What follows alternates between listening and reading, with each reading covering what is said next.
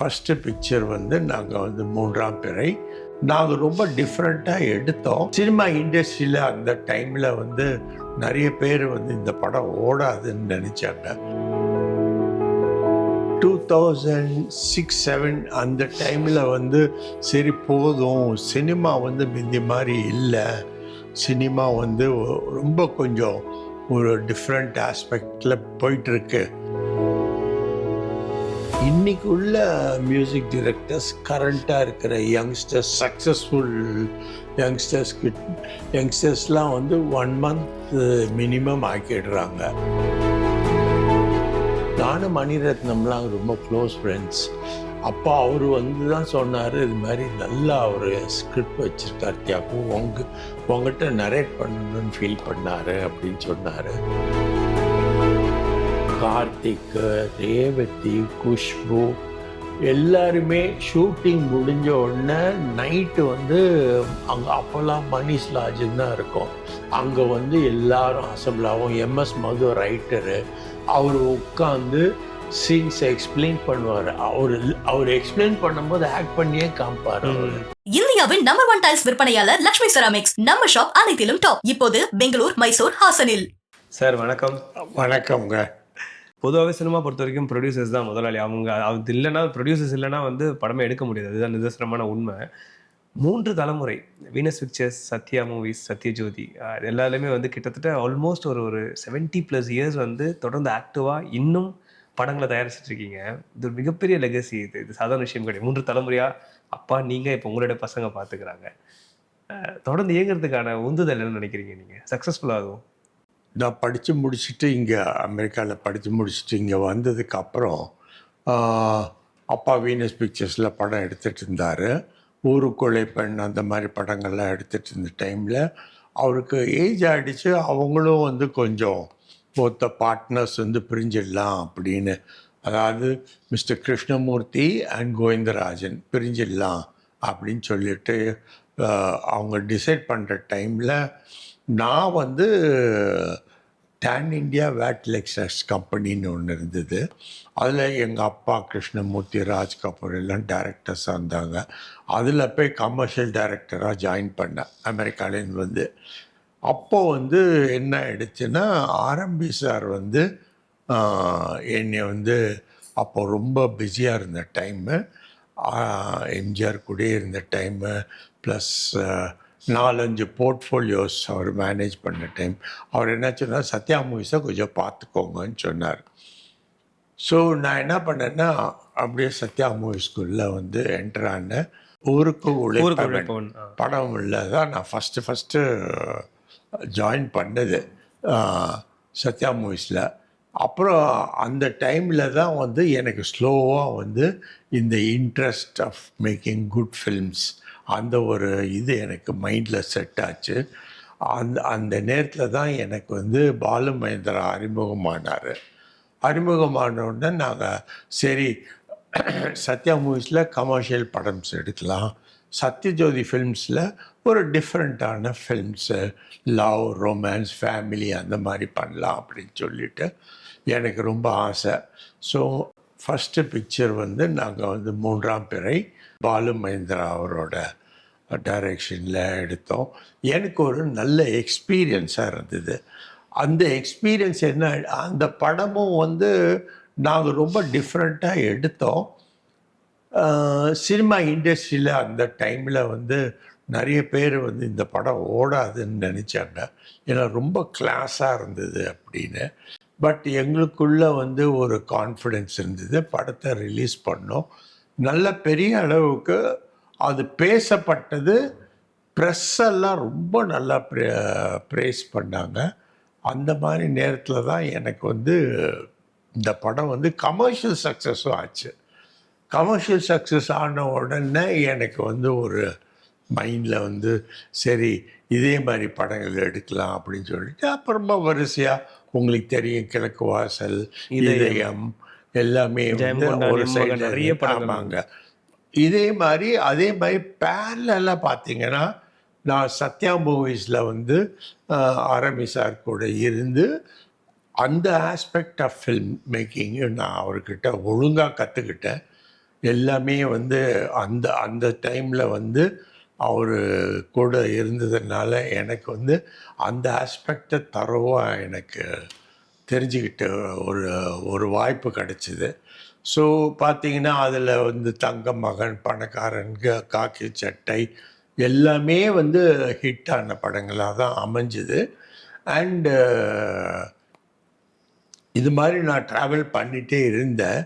And around 2000, I would say 2006-07 அந்த டைமில் வந்து சரி போதும், சினிமா வந்து முந்தி மாதிரி இல்லை, சினிமா வந்து ரொம்ப கொஞ்சம் ஒரு டிஃப்ரெண்ட் ஆஸ்பெக்டில் போயிட்டுருக்கு, இனிமே வந்து வேண்டாம் அப்படிங்கிற நினச்சிட்டு இருந்தேன். அப்போ என்னுடைய 2 பசங்களும் mister Senthil and mister Arjun 2 பேரும் வந்து வெளிநாட்டில் படிச்சுட்டு இருந்தாங்க. ஒருத்தர் அமெரிக்காலேயும் ஒருத்தர் இங்கிலாண்ட்லேயும். நான் கொஞ்சம் கூட எதிர்பார்க்கல. என்னோட செகண்ட் சன் அர்ஜுன் வந்து ஊருக்கு திருப்பி வந்துட்டு இது மாதிரி நான் திருப்பி வேலைக்கெல்லாம் போகலப்பா, எனக்கு வந்து சினிமா தான் எனக்கு பேஷனாக இருக்குது அப்படின்னு சொன்னார். சரி ரைட்டு, வேறு இந்த மாதிரி அவ்வளோ தூரம் விரும்பி கேட்குறாருன்னு சொல்லிவிட்டு அவரையும் வந்து நான் ஃபில்ம் மேக்கிங்கில் உள்ளே எடுத்துக்கிட்டேன். ஸ்லோவாக வந்து அவரும் அப்படி கிராஜுவலாக எல்லா ஆஸ்பெக்ட்ஸ் ஆஃப் ஃபில்ம் மேக்கிங் தெரிஞ்சுக்கிட்டார். அவர் வந்து அப்புறம் ஃபுல் ஃப்ளெஷ்டாக இப்போது எல்லாம் மேக்ஸிமம் அவங்க பார்த்துக்கிறாங்க. இன்சிடென்ட்லி என்ன ஆகிடுச்சுன்னா, சினிமா வந்து இப்போ சேஞ்ச் ஆகிடுச்சு, முந்தி மாதிரி இல்லை. இப்போ வந்து பெருசாகிடுச்சு சினிமா. முந்தி இருந்த மாதிரி பட்ஜெட்ஸ் இல்லை, பட்ஜெட்ஸ் ஆர் பிகர். அதனால் நாங்கள் என்ன பண்ணோம், we needed to go to bank, அந்த மாதிரி ஃபண்டிங் அதுக்கெல்லாம். ஸோ அப்போ என்னோட பெரிய சன் வந்து அமெரிக்காலேருந்து திருப்பி வந்தார். வந்து அவர் வந்து அந்த ஆஸ்பெக்ட்லாம் தரோவாக இருந்ததுனால அவர் அதை வந்து ஃபுல் ஃப்ளெஷ்டாக சத்யஜோதி ஃபிலிம்ஸுக்காக அவர் பார்த்துக்கிட்டாரு. ஸோ அப்படியே 2 பேருமே வந்து இப்போது கண்டினியூ பண்ணுறாங்க. And they are very keen in making நல்ல குட் ஃபிலிம்ஸ். ஆமாங்க, குட் ஃபிலிம்ஸ் பண்ணணும். இன்றைக்கி வந்து ஒரு விதத்தில் பார்த்தா சினிமா வந்து பெரிய படங்கள் அந்த மாதிரிலாம் பார்க்கும்போது வந்து ஹை ரிஸ்க் ஆகிடுது. அட் த சேம் டைம் வந்து அந்த மாதிரி படங்கள்லாம் வந்து டோட்டலாக வந்து ப்ரொடியூசர்ஸ் கண்ட்ரோலில் இல்லை. அது வந்து அப்படியே வந்து ஆர்டிஸ்ட் அண்ட் டைரக்டர் கண்ட்ரோலில் போனதுனால நாங்கள் வந்து ஒன்லி இன்வெஸ்டர்ஸ் மாதிரி ஆகிடுறோம். அப்போது வந்து எங்களுக்கு க்ரியேட்டிவ் சைட்லேயோ ப்ரொடக்ஷன் சைட்லேயோ கண்ட்ரோல்லே பண்ண முடியறதில்ல. ஸோ நாங்கள் அதான் டிசைட் பண்ணோம், நம்ம ஸ்மால் பட்ஜெட் ஃபிலிம்ஸ், நல்ல கண்டென்ட் ஓரியன்ட் ஃபிலிம்ஸ் பண்ணலாம் அப்படின்னு டிசைட் பண்ணி இப்போது படங்கள் எடுத்துக்கிட்டு இருக்கோம். இப்போது லெனின் பாண்டியன் ஒரு படம், அது வந்து ஸ்மால் பட்ஜெட், அந்த படம் எடுத்து முடிச்சாச்சு. அப்புறம் ஒரு பேரே வந்து Gangai Amaran sir and Roja ma'am இல்லையா, அது ஒரு டிஃப்ரெண்டான ஒரு பேர் அது. ஆமாம் ஆமாம், அது வந்து நீங்கள் படம் பார்த்தீங்கன்னு சொல்லி, ஏன்னா நான் சொல்லிட்டேன்னா அந்த என்ன ரீசனுக்காக, ஆமாம் என்ன ரீசனுக்காக வந்து அந்த பேர் அமைஞ்சது அப்படின்னு. ஆக்சுவலாக ஒரிஜினலாக வந்து பாரதி ராஜா சாரை தான் போடுறதாக இருந்தோம். அவர் உடல்நல சரியில்லாததுனால சரி ரைட்டு நம்ம வேறு யார் ஆப்ஷன்னு பார்த்தோம். இவரை வந்து கூப்பிட்டு நடிக்க சொன்னால் யதார்த்தமாக நடித்தார். சரி இது இவர் ஆப்டாக இருப்பாருன்னு சொல்லி கண்டினியூ பண்ணி படம் முடிச்சிட்டோம். அண்ட் ராஜா சாரோட அசோசியேஷன், ஏன்னா சத்யான் சத்யஜோதி 2க்குமே வந்து 20 படங்களுக்கு மேலே மியூசிக் பண்ணிருக்காங்க. ஒரு 30+ இயர்ஸ்க்கு அப்புறமா திரும்பியும் ரீயூனியன் மாதிரி நீங்களும் ராஜா சாரும் இணையிறது. ஆமாம், எப்படி சார்? இல்லை, ராஜா சாரும் சரி, நாங்கள் வந்து ஃப்ரம் 80லேருந்தே வந்து நல்லா பழகிட்டு எப்படி ஆச்சுன்னே தெரில. எங்கள் பழக்கம் வந்து நாங்கள் வந்து பல வருஷங்கள் ட்ராவல் பண்ணோம், படங்கள்லாம் பண்ணோம். அவர் வீட்டில் நடக்கிற நல்ல விஷயங்கள் எல்லாத்துக்கும் நாங்கள் தான் போய் நான், சிவா அந்த மாதிரி தான் கூப்பிடுவார். நம்பிக்கையோடு நாங்கள் போய் இருந்து எல்லாம் செஞ்சு கொடுப்போம். இது என்ன ஆயிடுச்சுன்னா, இந்த ரிலேஷன்ஷிப் அப்படியே போய் அவர் எனக்கு வந்து க்ளோஸ் ரிலேட்டிவ் ஆகிட்டார். அவர் கார்த்திக் ராஜா மூலியமாக எனக்கு வந்து ரொம்ப ரிலேட்டிவ் ஆகிட்டார். ஸோ அந்த க்ளோஸ்னஸ் எப்படி வந்ததுன்னு எங்களுக்கு தெரியல. பட் இட் இஸ் நான் ஒன்று சொல்கிறேன், இட் இஸ் ஒன்லி அட்மிரேஷன். என்னோட அனுபவத்தில் நான் இது வரைக்கும் ட்ராவல் பண்ணிட்டேன் நிறையா. அந்த காலத்துலேருந்து இது வரைக்கும் அவரை மாதிரி வந்து ஒரு ஒரு ஜீனியஸ் பார்க்க முடியாது. எடுத்துக்கிட்டிங்கன்னா ஒரு சாங் இப்போ இந்த படத்துக்கே ஒரு சாங் வந்து தேவைப்பட்டது. கரெக்டாக வந்து ரைட்டரை வர வச்சார், எழுத சொன்னார். ஈவினிங் ரெக்கார்டிங் முடிச்சிட்டாரு. என்ன ஸ்பீடு பாருங்க. ஈவினிங் ரெக்கார்டிங் முடித்து எங்களுக்கு சாங்கை கொடுத்தாரு. பட் இதை வந்து நான் மற்றவங்கள குறை சொல்லலை. இன்றைக்கி உள்ள மியூசிக் டைரக்டர்ஸ், கரண்ட்டாக இருக்கிற யங்ஸ்டர்ஸ், சக்ஸஸ்ஃபுல் யங்ஸ்டர்ஸ்லாம் வந்து 1 month மினிமம் ஆக்கிடுறாங்க. அது என்ன ஆகிடுதுன்னா, எங்களுக்கு வந்து எப்படி வரப்போகுதுங்கிறது கூட வந்து ஒரு ரொம்ப நல்லாவும் வருது. சேம் டைம் எப்படி வரப்போகுதுங்கிற ஐடியா இல்லை நமக்கு எப்படி வரப்போகுது. ஆமாம் ஆமாம். இதுன்னா நாங்கள் வந்து கூடவே இருந்து பார்க்கலாம், இந்த சாங் இப்படி வரப்போகுதுங்கிற அந்த அந்த அந்த ப்ராக்ரஸை பார்க்கலாம். அண்டு ரீரெக்கார்டிங் எடுத்துக்கோங்களேன். ரீரெக்கார்டிங் 7 days முடித்தார். நாங்கள் வந்து பட்ஜெட்டில் முடிக்கணும்னு இல்லை, அவர் வந்து நோஸ் இஸ் ஜாப். கரெக்டாக பியூட்டிஃபுல்லாக பிளான் பண்ணி அதை 7 days முடித்தார். ஸோ அவர் இந்த படத்துக்கு அவர் தான் அப்படிங்கிறது நாங்கள் டிசைட் பண்ணது ரைட்டாக போயிடுச்சு. இப்போ நீங்களும் ராஜா சாருக்குமான அந்த பாண்டிங் பற்றி சொன்னீங்க, உங்களுக்கும் ராஜா சாருக்குமான பாண்டிங் பற்றி சொன்னீங்க. உங்கள் மனைவிக்கும் ஜீவா இளையராஜா அவங்களுக்குமான பாண்டிங் பற்றி சொல்லுங்க. நான் கேள்விப்பட்டேன் அவங்க 2 பேரும் ரொம்ப க்ளோஸ் அப்படின்னு சொல்லி. ஆமாம், அவங்க வந்து ஜீவா அங்கே வந்து என்னோட மனைவி செல்வி கூட வந்து ரொம்ப நெருக்கமான ஒரு நண்பர். இன்ஃபேக்ட் அவங்க எங்கே வெளியே போகணுன்னாலும் ஃபோன் பண்ணி செல்வி நீங்களும் வாங்க அப்படின்னு கூப்பிட்டுட்டு தான் போவாங்க. அண்டு ஏதாவது வாங்கணுன்னாலும் சரி, அவங்க வீட்டில் நல்ல விசேஷங்கள் நடக்கிற நேரத்தில் எதுவாக இருந்தாலும் கூப்பிட்டு செல்வியை கூப்பிட்டு இது பண்ணுவாங்க. அவங்க வீட்டில் பூஜைகள் நடந்தால் அங்கே செல்வி போவாங்க. அதேமாதிரி அவங்களும் இங்கே வந்து எல்லா இதுலேயும் பார்ட்டிசிபேட் பண்ணுவாங்க. ரொம்ப நெருக்கமாக இருந்தாங்க. இன்ஃபேக்ட் என்னோட 60க்கு அவங்க வந்தாங்க. வந்து அவங்க ராஜா சார் வந்துட்டு விஷ் பண்ணிட்டு போனார். அப்புறமா இவங்க இன்னொரு நாளைக்கு வந்து விஷ் பண்ணிட்டு எல்லாம் போனாங்க. அப்புறம் கொஞ்ச நாளில் தவறி போயிட்டாங்க. பெரிய ஷாக்காக இருந்தது. சார் நீங்கள் முன்னாடி சொல்லியிருக்கீங்க நிறைய பேட்டிகளில் வந்து, நான் மாஸ்டர்ஸ் படிக்கிறதுக்காக யூஎஸ் போயிருந்தேன், சினிமா பற்றிலாம் பெரிய கனெக்ட் இல்லை, அப்பா அவ்வளோ இதுவாக ஸ்ட்ரிக்டாக இருந்தாங்க அந்த விஷயத்துலன்னு.